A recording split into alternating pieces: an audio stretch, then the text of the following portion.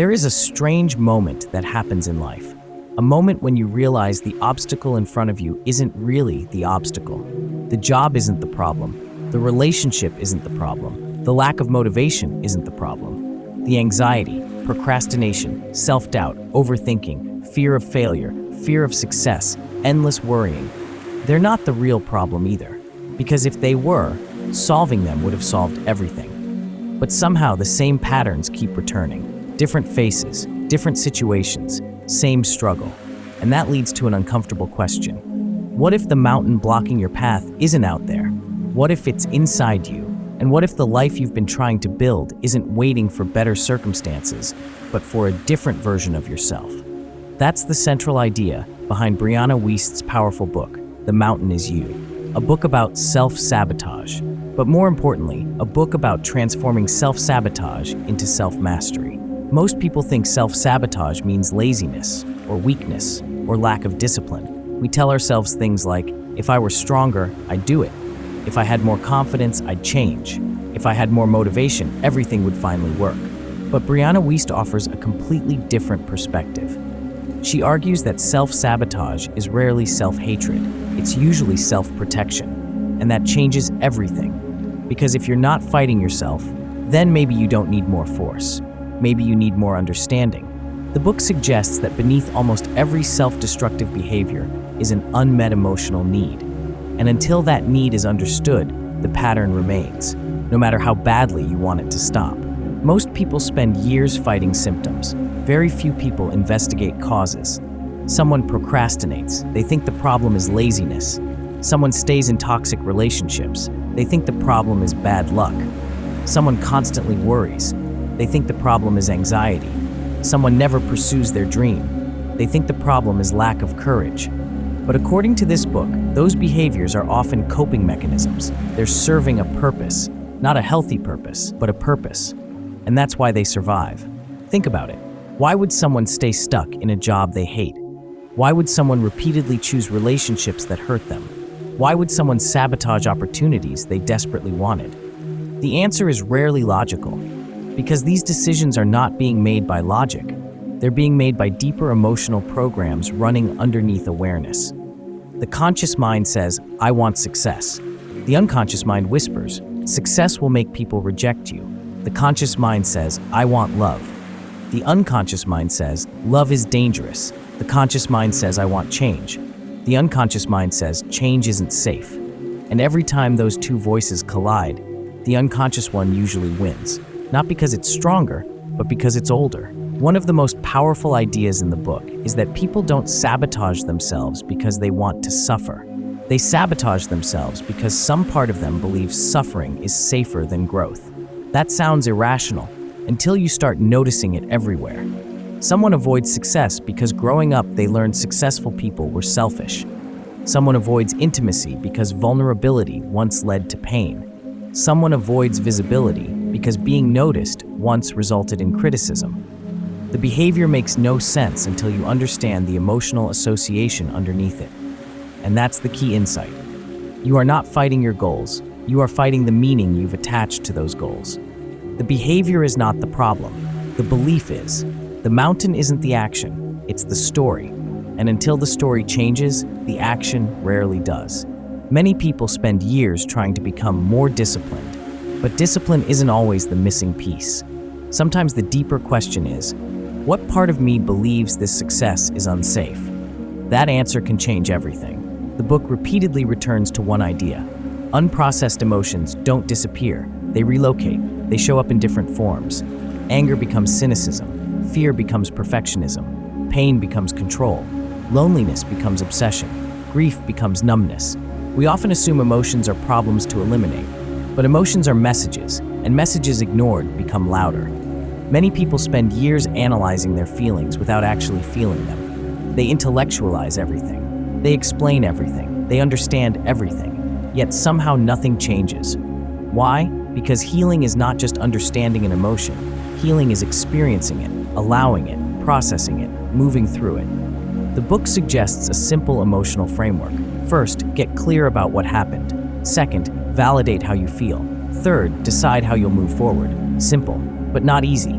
Because feeling pain requires courage, and most coping mechanisms exist specifically to avoid that pain. One of the most fascinating concepts in the entire book is what Brianna calls core commitments. These are unconscious commitments quietly controlling behavior. You may consciously want one thing, but subconsciously be committed to something else. For example, you say you want opportunity, but you're committed to control. You say you want connection, but you're committed to protection. You say you want success, but you're committed to being liked. And whenever those conflict, the commitment wins. The book suggests looking at recurring patterns in your life and asking, what am I actually committed to here? Maybe you're committed to avoiding rejection. Maybe you're committed to staying comfortable. Maybe you're committed to proving something. Then comes the breakthrough. Behind every unhealthy commitment is a deeper need. Control often hides a need for trust. People-pleasing often hides a need for self-worth. Perfectionism often hides a need for acceptance. The goal is not to fight the commitment. The goal is to identify and meet the deeper need. When the need is fulfilled, the behavior loses its job. Most people are waiting for a life-changing moment, a revelation, a perfect Monday, a surge of motivation, a magical breakthrough. This book argues that real transformation almost never happens that way. Instead, it happens through micro-shifts, tiny changes repeated consistently, a healthier meal, a 10-minute walk, one difficult conversation, one honest journal entry, one boundary, one courageous decision. The problem is that small changes don't feel important. But mountains aren't climbed in giant leaps, they're climbed in thousands of ordinary steps. People often underestimate what small actions can become. Not because the action itself is powerful, but because identity is built through repetition. Every small action becomes evidence. Evidence becomes belief. Belief becomes identity. Identity becomes destiny. The future isn't created in dramatic moments. It's created in ordinary moments repeated often enough. Think about who you'd become if you consistently kept the promises you make to yourself. Not perfectly, just consistently. How different would your life look 1 year from now? 5 years from now? Most people underestimate what a day can do. Then they underestimate what 1,000 days can do. One of the most emotional sections of the book focuses on letting go, and Brianna offers a surprisingly refreshing perspective. You don't let go because someone tells you to. You don't wake up one morning magically over the heartbreak, or the failure, or the regret. You let go by building something new. The past loses its grip when the future becomes more compelling. And that's important because many people spend years trying to erase old pain. But healing isn't erasing. Healing is integrating. It's carrying the lesson without carrying the wound. It's recognizing that the past shaped you without allowing it to define you. The book encourages readers to stop staring at the ruins of what used to be and start building what could be. Because eventually something surprising happens. The future becomes bigger than the memory. And that's when freedom begins. One of the most practical exercises in the book is imagining your highest future self. Not a fantasy version, not a perfect version, the most powerful version. The version of you who handles challenges wisely, who keeps promises, who acts with purpose, who responds instead of reacts. The question becomes, what would that version of you do today? Not next year, today. How would they respond to disappointment? How would they spend this evening? What would they stop tolerating? What would they finally begin? The book suggests making this future self the CEO of your life, not your fear, not your impulses, not your old wounds, your highest self.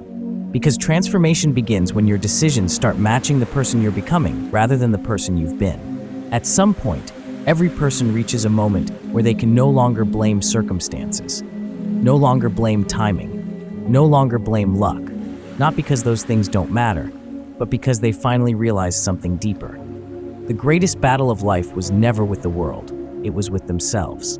And strangely enough, that realization is not depressing, it's liberating. Because if you are the one creating the pattern, you can create a new one. If you built the prison, you can build the door. If you created the mountain, you can learn to climb it. The mountain was never punishment, it was preparation, it was life, asking you to become stronger than the version of yourself that created the struggle. And one day, you'll look back at the anxiety, the setbacks, the heartbreak, the confusion, the years that felt wasted, and you'll realize they were never trying to destroy you. They were trying to introduce you to the person you were capable of becoming.